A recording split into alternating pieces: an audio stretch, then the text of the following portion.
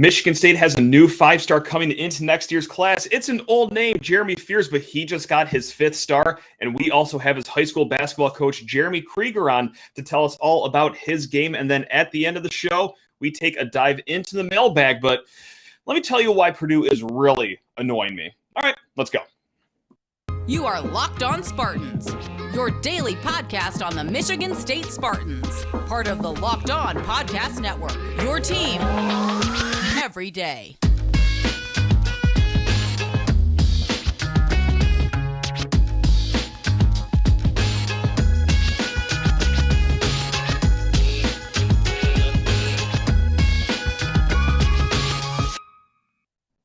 Spartan friends, Spartan family, Locked On Spartans listeners, thank you so much for kicking off your day with us here on the Locked On Podcast Network. That's right, your team in green and white 5 days a week. And speaking of the number 5, guys, let's just get right into the show here. Before the weekend started, Jeremy Fears, that's right, the floor general, as he is nicknamed, gold medal winner from over the summer, and guy just having a great season down in Illinois at West Joliet. He got his 5th star. And that is a long time coming because, well, any clip that you see about him, any press clipping that you read about him, this 6'1" point guard seems like the real deal. And he looks to be the next in a long line of Michigan State point guards that have done nothing but great things in East Lansing. So right now on the 24/7 Sports Composite, yes, they combine a bunch of recruiting rankings from like On3, Rivals, ESPN, of course, their own 24/7 Sports. Jeremy Fears is now number 24 in the country, the 5th rated point guard in the nation. And there was also some movement, too, with the other 3 guys in Michigan State's top 3 rated class. Xavier Booker slid back down a little bit. He is still top 10 in the nation. Still a kid that you want on your team. He is number 8 overall now. And then Cohen Carr, he's at 52. And then Garrick Norman sitting right outside of the top 100 at 102nd in the nation. Now, if you remember a few weeks ago, or if you missed it, we'll remind you that all 4 of these guys are finalists for the McDonald's All-American game, which will actually be announced very shortly. I believe it's Tuesday. Heck, by the time you're listening to this, it may have already been released who is on the McDonald's All-American team. But yes, all 4 guys, great recruits. Now we're just seeing a bump in some of these guys' rankings here. So, hey, there we have it. That is your update for basketball recruiting. Now, enough of me. Enough of a guy that's just watching clips and reading stuff about Jeremy Fears. Let's talk about a guy that actually watches him and coaches him every single day with Jeremy Kreiger. I could ramble on and on about 5-star Jeremy Fears, tell you what he's good at, what he's not good at, but really, what good does that do? Let's get a man who truly, truly knows about this kid. We're talking West Joliet head coach Jeremy Kreiger. Coach, how on earth are you doing? Thank you so much for joining us today.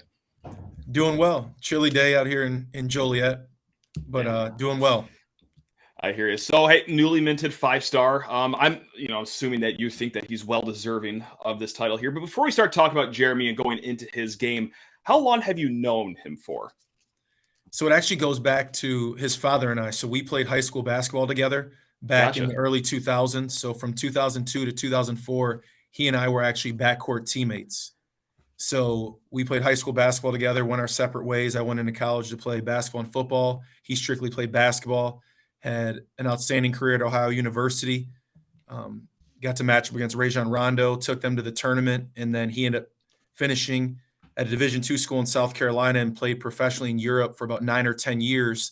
Gotcha. Fast forward about 5-6 years ago, they moved back in the area, and Jeremy was preparing to come to high school, and I was preparing to interview for the job at the high school we graduated from. And then that's when Jeremy and I met, essentially midway through his 8th grade year. Okay. And could you tell immediately, like, oh yeah, like this kid is it? Or has it been kind of a gradual build up to who he is as a senior right now?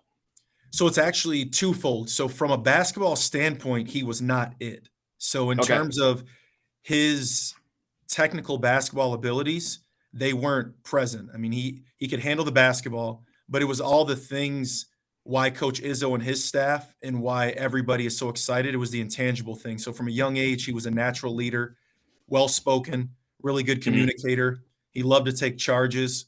The best part of his game was his defense. So it was like it was odd, both me as a young coach, to observe a player love doing everything that coaches loved. And he wasn't caught up in the sort of like the 5-star recognition per se. Gotcha. What has just he meant for your team and your program so far? I know that's as broad of a question as I could possibly ask, but like, what has he meant for you guys so far this season? I think it's so far beyond what he means for our program. It's what he means for our community. I think one of the things that is lost on Jeremy's journey and his trajectory is that he started out at Joliet as a freshman. We were 29-4, 2 games away from the state finals, and COVID stopped our season. So COVID allowed him a path to Lalamere, and the coaching staff there and the stage he was on helped build most of his resume. But in between those times, he and I remained connected in terms of off-season and in-season training during Christmas and Thanksgiving break. And then him coming home is just about our city. It's about Joliet. We've never had a player of his magnitude, especially in the days of social media. So beyond just being the floor general and the leader of our team and the best player in the state, I think it speaks volumes to him choosing to blaze his own trail and leave that stage to come play for what some people would just call a public high school.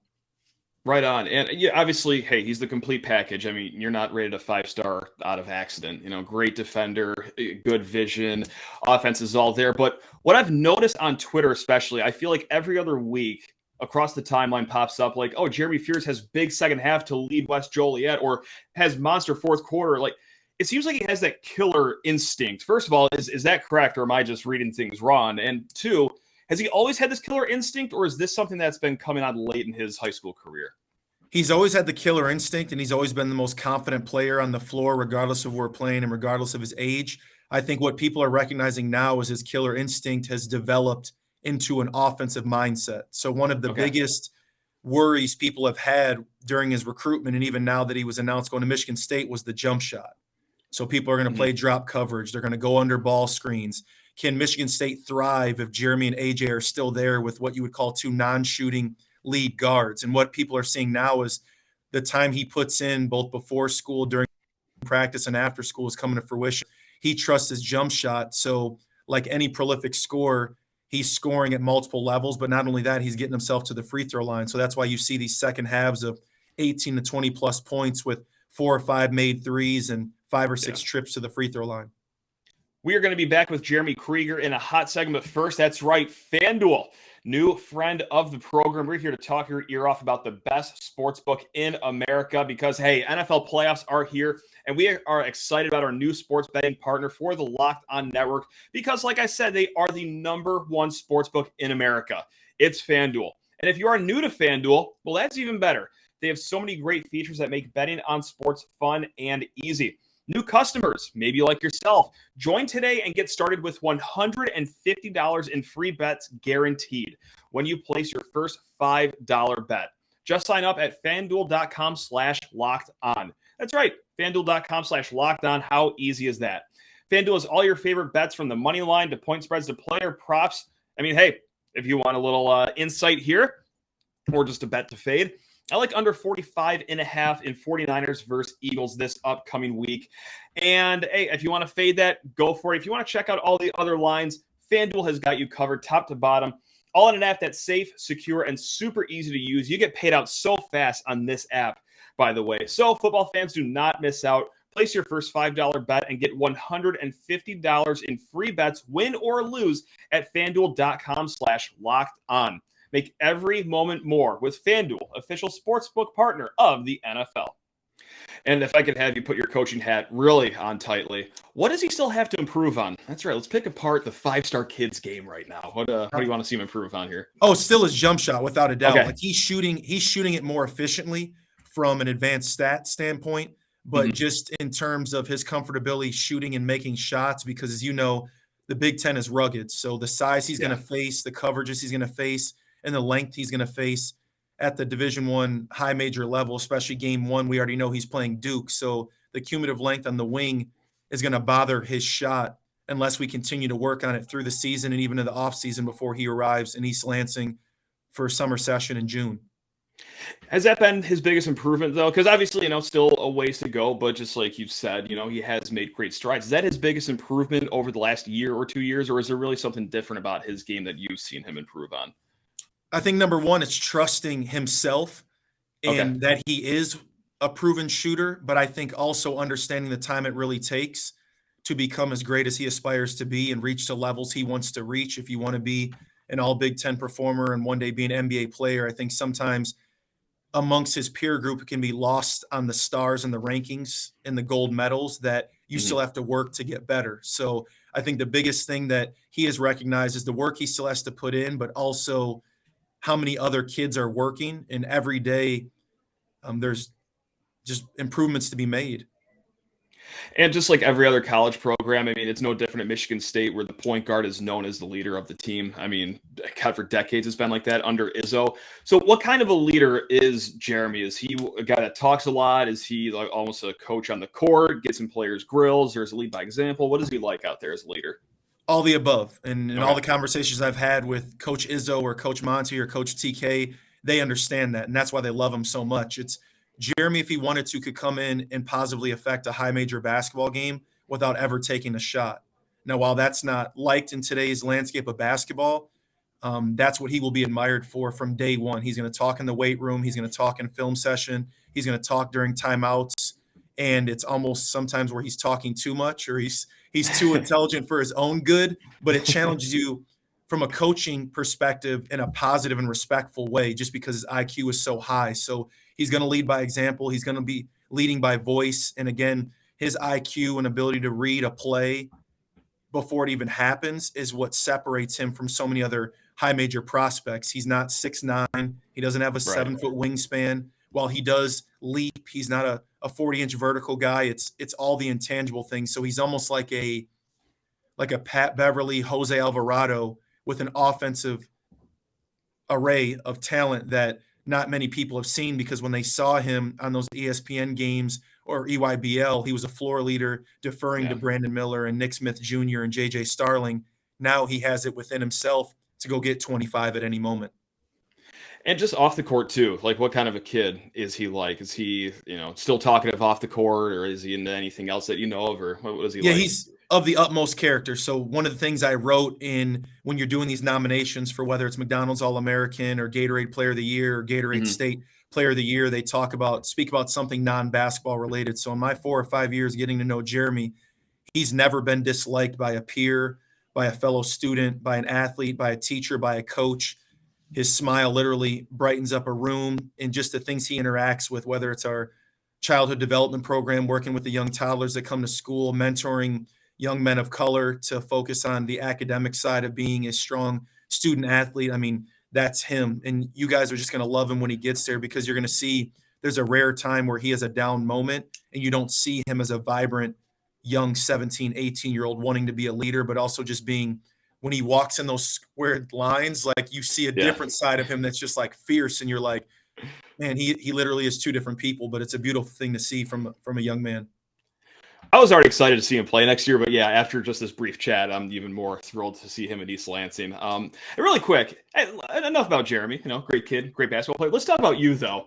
Okay. How often did you run into Tom Izzo on the recruiting trail, and what were those meetings like with Izzo? I mean, you guys swapping stories? Are you guys like what are those like just for a high school coach? Yeah, so it was an interesting thing. So Michigan State was actually last to the party in terms of like highly recruiting Jeremy. I think they needed to see and do their due diligence, obviously from a Hall of Fame coach and a well-respected program that's won so much. So on the recruiting trail, Coach Izzo and I didn't see each other a lot. It was more the assistants, whether it was Coach DJ now at Western Michigan or it was Coach Monty. So Coach Izzo and I's first time interacting was actually when Jeremy was on campus. So when I got to meet Coach Izzo, we got to go to practice, and then we met in the film room, and that was our interaction. Since then, we've had wonderful phone conversations and exchanges. But in terms of, for me, it was just, respect. Seeing a man who arrived at a campus so many years ago and is still being successful, able to coach so many different generations of players, it's just something that I aspire to do within my community, is be able to positively affect young men and women and adults over a long period of time, understanding how things evolve in the landscape that we do called coaching. Gotcha. And how was that practice? Did you take any tips away from him, or did you think that, okay, I need to really ramp up my intensity to get on this guy's level? Or No, I think from an intensity standpoint, we're level-headed. I think he swears a little bit more than I do. Maybe a little. No, he's a fiery guy. What I loved about Coach Izzo is that he was able to navigate a practice from all angles of the floor and give the autonomy of the players and his assistants to lead practice simultaneously while being a host to us. And that just comes with the experience he has. But the thing that I took away from Coach Izzo was more reaffirming what I do, and that's relationships first. I think when you really can positively affect an individual or group of people, you understand that the care comes before the content. And Izzo is a relationship guy. I mean, you can teach and talk X's and O's, but if the kids or the adults around you don't trust you for who you are, what you're trying to teach isn't going to mean anything. And that's what I've always believed as a young coach, and I'll always believe till the end of day. So that's what I took away from is just reaffirming the way I carry myself in a way that a guy's done it in a Hall of Fame career. There we go. Well, it also sounds like Jeremy is going from one great coach, down at West Joliet to another great coach up in here in East Lansing. So, Jeremy, really can't thank you enough for your time here. Anything else you want to add about either Jeremy or, the recruiting trail or anything else? Any last thoughts to get off your chest here? Not really. Just once again, thank you for the time, and just want to reiterate the upstanding young man that you guys are going to receive here in the summer. Everything he's been marketed as, it's true plus more. And just excited to watch him excel in the Big Ten, and then very interested to see where his middle brother goes. I know he's highly regarded across the country, whether it's the Pac-12, the SEC, the Big Ten, but it's interesting to see a family of brothers, because they have a third brother as well who will be entering high school next year. Just see how the trajectory and how they project. It'll be an exciting thing to see, and I'm beneficial and lucky to have a family and a set of kids that trust me with their development when they can be anywhere else in the country nowadays. So I'm very thankful. That's true. Well, hey, from all accounts, seems like they picked a great guy to lead the way for them. So, hey, thanks a lot, Jeremy. Really do appreciate it. And best of luck the rest of the season, man. Go get him out there. Thank you. You as well up in Michigan State. You got it. And a huge thanks to Jeremy Kreiger of West Joliet High School to talk about Jeremy Fears. Super generous with his time and obviously his knowledge on Michigan State's incoming point guard. So we're going to dive into the mailbag here in a quick second. LockedOnSpartans@gmail.com. But first, I got a bone to pick with Purdue. And this is something that's been weighing on my mind. And I think I'm ready to hatch this take and get everyone else annoyed too. Because obviously, okay, it's just annoying that they're, the front runners of the Big Ten. But they are ruining such a fun Big Ten title chase. If you're watching on YouTube, what I have in front of me is barttorvik.com, their conference title chase simulations. And we'll get into that in a little bit. If you're listening to the podcast, I'll try to explain everything very easily, and they are easy numbers to explain. So the dark shades of green that you're seeing is where Bart Torvik, after 50,000 simulations of the season, expect all the Big Ten teams to end their conference season. As you can see, Purdue is far and away the favorite. This season may as well be over for the title chase. They predict Purdue to finish the Big Ten season at 17-3. Okay. However, you just saw that graphic, or if you're listening to the podcast, hear what was behind that graphic. It is very similar to what we're seeing in the standings right now, because right now in the standings, there are 9 teams with either 3 or 4 losses. This is absolute bedlam behind Purdue, and I'm so sad and so salty and so annoyed that Purdue, just being as out of nowhere great of a team as they are, is ruining a 10-team chase for the Big Ten title. Now, the graphic I just showed you, that had Purdue with a 27.4% chance of going 17-3. That is their most likely record per Bart Torvik. And behind them, Rutgers, their most likely record, 13-7. But still, we just saw Rutgers. I think that's a little weighted too high. I think they're more along the lines of the other 9 teams. Bart Torvik has 9 teams in the Big Ten with their most likely record being 10-10 in the conference. That's right. If Purdue just decided to skip to another conference in the middle of this year, we are looking at a 10-team race for the Big Ten title. And also, too, if you want to throw an 11th team in there, Maryland's most likely projected record is 9-11. So they are right there as well. this could have been an 11-team chase for the Big Ten title, and we haven't seen 3 teams split a title since, 2020. Wisconsin, Maryland, and that's right, our Michigan State Spartans did it on that Cassius Winston Senior Night day. We have not seen 4 teams share a title since 1926. It could have been Bedlam. It could have been chaos, but here we are, just Purdue running away with it. So yeah, just had to share that gripe about Purdue. Before getting into the mailbag here, lockedonspartans@gmail.com, or someone slid in my Twitter DMs as well. That's right, Sheehan_sports. This is a gentleman by the name of Zach, and he asked, is it too late to add anybody at the center position through the portal?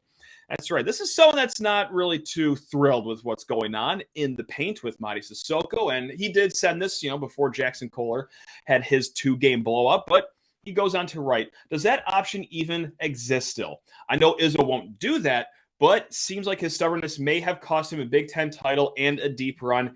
Anyways, would love to hear anything on this on the next Locked On. Sorry we took a while to answer this question, Zach, but the quick answer is no. That a player cannot just join the team right now in this semester and be ruled eligible immediately. Actually, across the nation, Gonzaga just added a kid from the South Korean national team to the roster, but he won't be eligible to play till next year either. So we almost saw this play out in real time. But, I mean, Zach also said the answer himself. He's not kidding himself. Izzo would not do this even if it was an option. For 2 reasons. One, what guys are really finding in the portal, right? If you weren't picked up in the portal in the offseason and you're still hanging around, odds are you were no good anyway. But also, number 2, the reason Izzo didn't pick out anyone from the portal was not to harsh the chemistry of this team. And if he didn't want to do that in the offseason, could you imagine what this would have done to the chemistry if he just added a guy in the middle of this season because he finally realized that, this isn't really working out with the big men, putting so much faith into Mady Sissoko, really being cautious not to damage the psyche any further. Oh, man, that would be quite the move to just do that in the middle of the season, being like, you know what, I'll take a mulligan here. Mady, sorry, go hit the bench, or we're going to shave your minutes off a little bit because we just saw this guy laying around the transfer portal. So, no, just like Zach said, Izzo wouldn't do it anyway. But yeah, legally, I'm almost positive with all my internet sleuthing and the example over in Gonzaga, I don't think it's even possible to begin with. So we are truly stuck with what we have, which, like we said, Jackson Kohler coming along here, Carson Cooper, definitely surprising people with how well he's advancing through his freshman year. So we're just going to make the most of it. Dang it. There we go. And that's right. We are not done talking about big men yet. Justin emails us. That's right. LockedOnSpartans@gmail.com. If I could shout that out really quickly. He writes in, how far can this team go if Mady continues playing, quote, just fine? He's never been a scorer, but he's also not a dominant rebounder and isn't a good shot blocker. Also goes on to say that in the Rutgers game, really had a hard time grabbing rebounds, and Lord knows that's an understatement. 18 rebounds on the offensive glass for Rutgers, and I really think that Mady Sissoko could benefit from receiver gloves or pine tar or whatever, but that's beside the question. Let's get into Justin's question here. How far can Michigan State go? And everyone's going to have their own opinion, but here's mine if you're still listening this late in the podcast. With Malik out, okay, it makes it pretty hard. And obviously, it wasn't hard at home against Rutgers, but it is hard to look at that game and not say, wow, that 54% shooting is not just beneficial, but also not something that can be sustained. And also Michigan State benefited from having Jackson Kohler having a quite literal career night with his first double-double in a Spartan uniform. But you also need everyone to play solid around him if Mady doesn't have it going, which it's been clear that it has been a few games since he has had it going. Now, with Malik Hall, it's a little different. Yes, it's pretty hairy with Malik Hall out. You're just trying to tread water until he gets back. Win the games you're supposed to. Okay, you're probably going to lose the games you're not supposed to win, like the road game at Indiana, but I digress. Tread water until Malik gets back because maybe this is crazy, and I got to be careful with how I'm saying this, but with Malik Hall back, it is a world of difference, right? Because he can do more of those small ball lineups.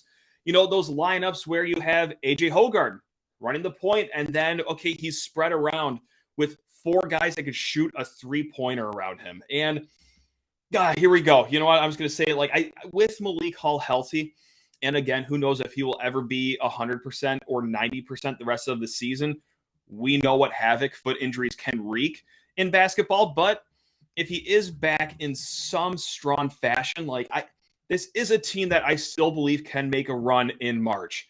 And that is for 2 reasons. One, the country is just wide open right now. It is a 28-horse race to the national title this year, I firmly believe. And Michigan State probably right at the end of being one of those teams. And the second reason is just because, well, look, Michigan State with Malik Hall is solid. I mean, they have one of the best backcourts in the nation with A.J. Hoggard, Tyson Walker, Akins when he's feeling hot. You can deploy that lineup with A.J. Hoggard and 4 3-point shooters around you. You do have the veteran leadership. I mean, it is really harkening back to the days of 2015 when you had Travis Trice, Denzel Valentine being a strong backcourt duo.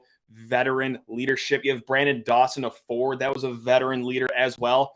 You have Tyson Walker, A.J. Hoggard. You have Joey Hauser as well, Malik Hall, and also good perimeter defense as well. Can you pull a Villanova with what they did last year and just play 6 guys the entire tournament? With Malik Hall back, I think you could form a 6-man army that can get you to Houston. Am I predicting that Michigan State goes to the Final Four? No. I'm not. I would need to see the matchups and everything like that. But I'm saying, I don't think that this team's ceiling is just the Sweet 16 or the round of 32. I think with Malik Hall back, even with the centers playing as streaky, to put it nicely, as they have been, I think that they can make a run here. And maybe that's just me being a Michigan State slappy. I don't think so because, quite honestly, I rarely ever put Michigan State in my Final Four when I make a bracket. And, luckily I've been wrong 8 of those times in Tom Izzo's tenure. But yeah, I mean, something just feels different about this team. Just the veteran leadership, the outside scoring, how good they do look with the small ball lineup, and just that tight knit 6-7 man rotation that you can do in March meets the eye well. So yeah, we'll see. Even if Madi isn't playing up to snuff and never gets back to that form that we saw on the aircraft carrier or the Champions Classic. So there you have it, gang. Thank you so much for listening to Locked on Spartans, your team every single day. We'll be back tomorrow with Graham Couch of the Atlanta State Journal. But until then, love you all.